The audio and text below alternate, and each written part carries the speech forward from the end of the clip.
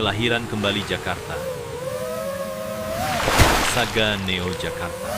Bayangkan sebuah kota berdenyut dan membentang luas, jantung yang berdetak bagi sebuah bangsa, perlahan-lahan tak terhindarkan, ditelan oleh air yang dulunya menopang.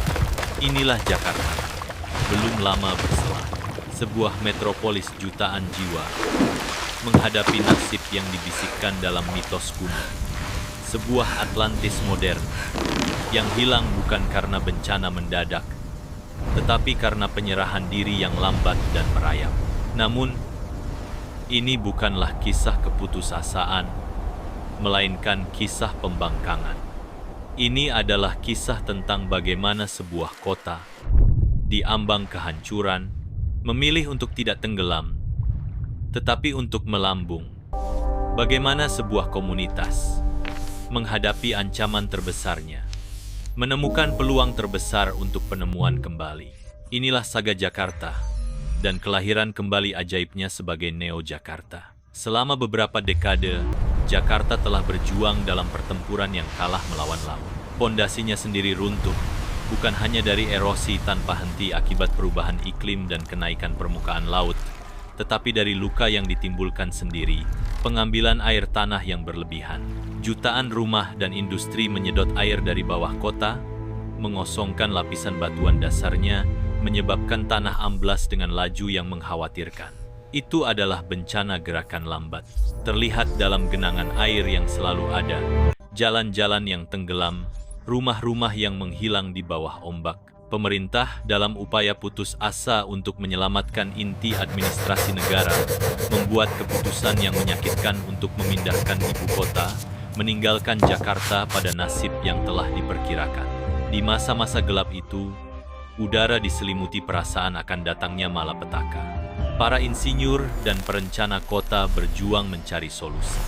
Tembok laut raksasa, penghalang beton dan baja yang tangguh, didirikan, menjulang tinggi melawan lautan yang mendekat. Mereka adalah monumen bagi kehendak manusia. Namun pada akhirnya, terbukti menjadi isyarat yang sia-sia. Air menemukan jalannya, merembes, mengikis, dan mencemooh benteng-benteng megah ini. Jakarta dianggap sebagai kasus yang hilang. Sebuah kisah peringatan, kota yang ditakdirkan menjadi hantu yang tenggelam. Sebuah Atlantis modern yang telah dinubuatkan. Dunia menyaksikan dengan sedih saat kota itu perlahan-lahan, secara tragis, ditinggalkan. Tetapi bahkan ketika lampu kota meredup dan jalanannya kosong, sejenis cahaya yang berbeda mulai berkedip. Bukan di aula besar pemerintahan atau di ruang rapat perusahaan internasional, tetapi di benak dan hati generasi baru. Mereka adalah arsitek, insinyur, seniman, dan pemimpi Indonesia. Banyak di antaranya tumbuh menyaksikan kehancuran perlahan kota tercinta mereka. Mereka menolak untuk menerima narasi kekalahan. Mereka melihat metropolis yang ditinggalkan itu bukan sebagai makam, tetapi sebagai kanvas. Visi mereka radikal, namun berakar kuat pada kearifan kuno.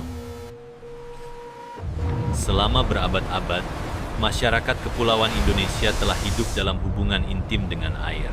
Budaya air tradisional mereka menghormati lautan, sungai, dan danau, memahaminya bukan sebagai musuh yang harus ditaklukkan, tetapi sebagai kekuatan vital yang harus diharmonisasikan. Generasi ini bertanya, bagaimana jika alih-alih melawan air, kita belajar untuk menari bersamanya? Bagaimana jika alih-alih membangun tembok yang lebih tinggi, kita belajar untuk mengapung?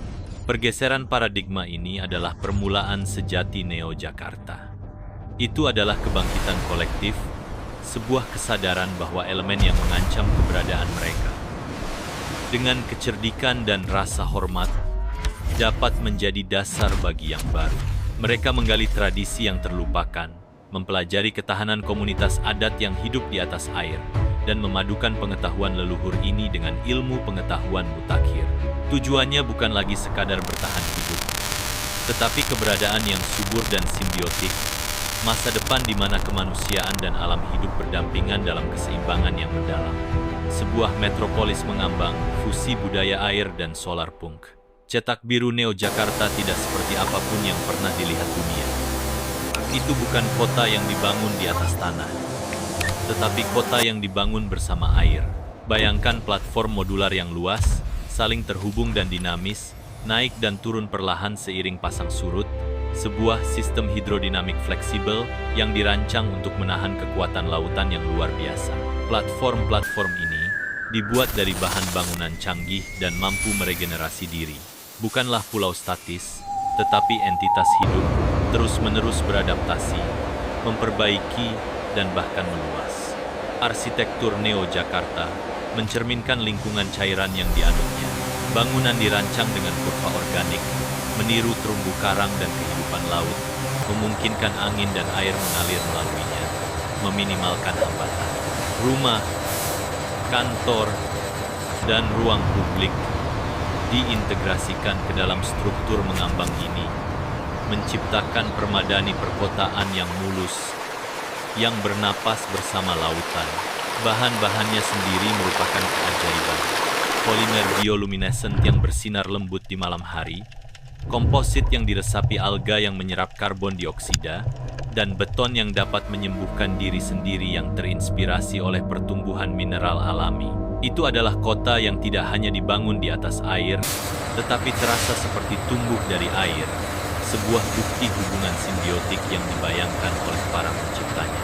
Ini bukan sekadar prestasi teknik, itu adalah pernyataan filosofis.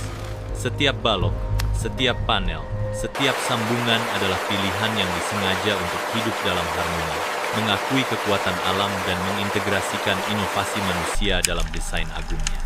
Metropolis yang ditinggalkan dan tenggelam di bawah menjadi fondasi bagi dunia baru ini. Sisa-sisa tenggelamnya berfungsi sebagai pengingat yang menyentuh tentang masa lalu, dan lahan subur bagi ekosistem laut yang baru. Neo Jakarta lebih dari sekadar keajaiban mengambang. Itu adalah perwujudan hidup dari filosofi solar punk. Ini adalah masa depan di mana teknologi bukanlah alat untuk dominasi, tetapi untuk pembebasan dan regenerasi. Kota itu berderu dengan energi yang bersih dan tenang, sepenuhnya mandiri. Setiap permukaan, mulai dari atap bangunan kristalnya hingga membran luas yang bergelombang di antara platformnya, ditutupi oleh panel surya canggih, secara diam-diam mengubah matahari tropis menjadi energi yang melimpah. Turbin angin yang terintegrasi secara elegan ke dalam struktur vertikal kota, menangkap angin laut, menambah jaringan energi bersih. Limbah, masalah abadi bagi setiap metropolis, menjadi sumber daya. Sistem pengelolaan limbah canggih kota mengubah sampah organik menjadi bahan bakar nabati, memberi daya pada sistem tambahan dan generator dana. Limbah non-organik didaur ulang dengan cermat, digunakan kembali, atau dipecah menjadi elemen dasarnya untuk pembuatan baru. Tidak ada kata dibuang di Neo Jakarta. Semuanya memiliki siklus, tujuan, dan makanan. Konsep lahan pertanian yang luas adalah peninggalan masa lalu. Neo Jakarta memberi makan populasinya melalui jaringan pertanian vertikal dan sistem aquaponik yang terintegrasi langsung ke dalam arsitektur kota. Menara-menara hijau subur menjulang ke langit, membudidayakan beragam buah-buahan, sayuran, dan rempah-rempah, seringkali menggunakan air laut yang disaring dan limpasan kaya nutrisi dari tangki budidaya perairan. Ikan dan kehidupan air lainnya diternakkan secara berkelanjutan, melengkapi sistem pangan closed loop yang meminimalkan dampak lingkungan dan memaksimalkan produksi lokal. Udara yang dulunya tebal dengan kabut asap dan knalpot, kini segar dan bersih, harum dengan garam laut dan aroma hidup dari kebun yang subur. Arteri hijau dan kehidupan yang harmonis. Transformasi meluas ke setiap aspek kehidupan perkotaan. Kanal-kanal Jakarta lama yang dulunya terkenal tercemar, tersumbat oleh sampah dan limpasan industri, dikeruk dengan cermat dan dilahirkan kembali sebagai kanal eco yang segar. Saluran air yang rumit ini menjadi sistem filtrasi hidup, penuh dengan flora dan fauna asli, memurnikan air saat mengalir melalui kota. Mereka tidak hanya fungsional, mereka indah, berfungsi sebagai arteri hijau, ruang publik di mana penduduk dapat terhubung dengan alam, berenang, atau sekadar menikmati aliran kehidupan yang tenang. Transportasi juga mengalami pergeseran radikal. Kemacetan lalu lintas masa lalu yang kacau dan berasap digantikan oleh jaringan elegan dan efisien dari kendaraan listrik udara, meluncur tanpa suara di antara platform, menawarkan pemandangan panorama yang menakjubkan dari kota mengambang dan laut lepas. Untuk jarak yang lebih pendek dan perjalanan antar platform, taksi air listrik otonom berputar dengan anggun melalui kanal Eko, menyediakan cara yang mulus dan ramah lingkungan untuk menjelajahi kota. Jalur pejalan kaki dan jalur sepeda berlimpah, mendorong hidup aktif dan menumbuhkan rasa kebersamaan. Irama kehidupan di Neo Jakarta disesuaikan dengan keberlanjutan, efisiensi, dan rasa hormat yang mendalam terhadap lingkungan uniknya. Neo Jakarta tidak tetap menjadi eksperimen yang terisolasi.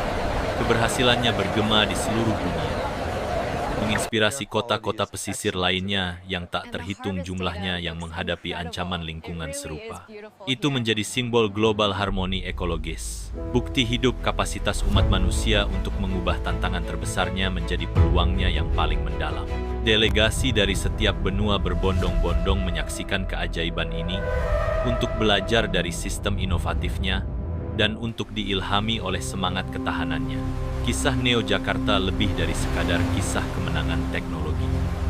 Ini adalah narasi kuat tentang kecerdikan dan ketekunan manusia, bukti semangat abadi yang menolak menyerah dalam menghadapi kesulitan. Ini adalah perpaduan yang hidup dari budaya air tradisional Indonesia. Rasa hormat yang mendalam terhadap alam dengan teknologi solar pump paling canggih menunjukkan bahwa kemajuan tidak berarti meninggalkan warisan, melainkan memperkayanya dengan kemungkinan-kemungkinan baru. Dari abu kota yang tenggelam, sebuah dunia baru lahir, bukan dengan menaklukkan alam, tetapi dengan merangkulnya. Neo Jakarta berdiri sebagai mercusuar harapan, membisikkan kebenaran yang kuat kepada semua yang mau mendengarkan. Bahwa bahkan ketika air pasang, umat manusia memiliki kapasitas untuk bangkit bersamanya. Untuk membangun masa depan yang tidak hanya berkelanjutan, tetapi benar-benar inspiratif. Ini adalah pengingat bahwa masa depan bukanlah sesuatu yang terjadi pada kita, tetapi sesuatu yang kita bangun, bata demi bata terapung, mimpi demi mimpi yang gigih.